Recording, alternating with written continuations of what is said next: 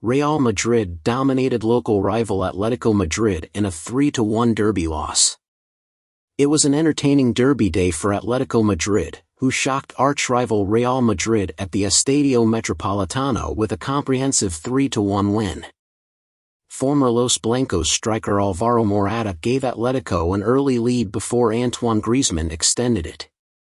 When things seemed very bad for the visitors, veteran midfielder Toni Kroos reduced the gap for Real Madrid before the end of the first half, but Morata restored the difference seconds after the start of the second half.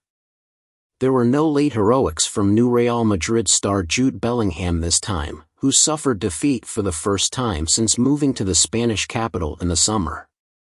The loss meant Real Madrid's perfect start to the La Liga season was over, as they dropped points for the first time this season and fell from the top of the table.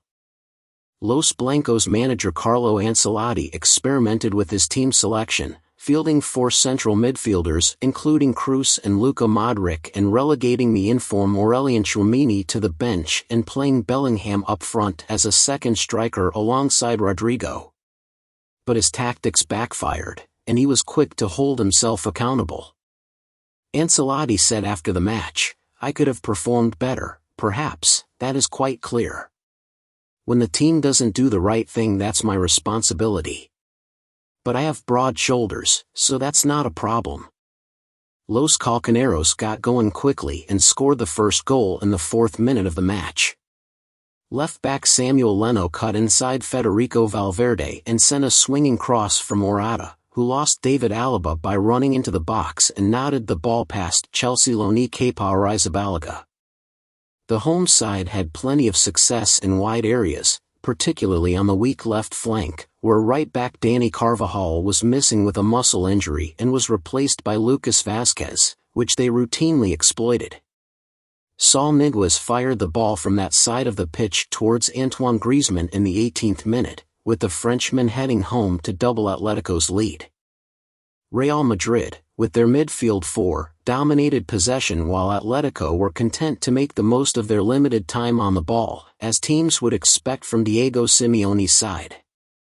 Kroos got Los Blancos back into the game in the 35th minute when he smashed his powerful effort from the edge of the penalty area past Jan Oblak.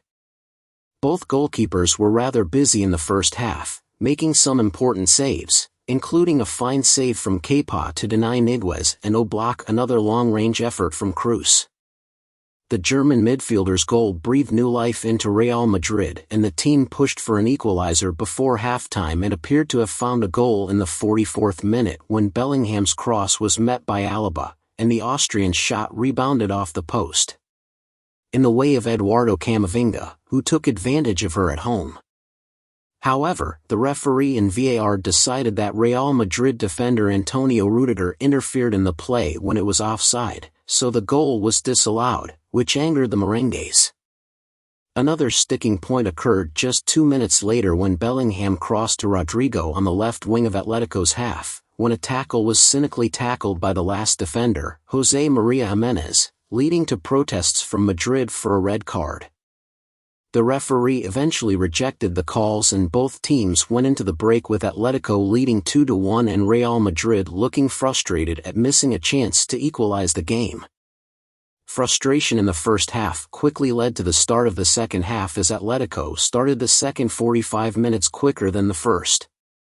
Just 32 seconds later, Niguez sent a perfect cross over Morata's head and the Spain captain did the rest, scoring his brace and continuing his goal-scoring form when he beat Kepa to his left again.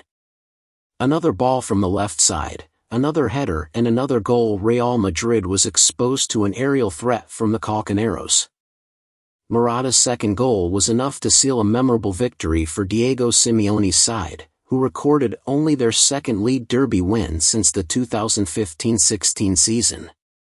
Ancelotti also expressed his regret for his team's defensive performance in his post-match interview.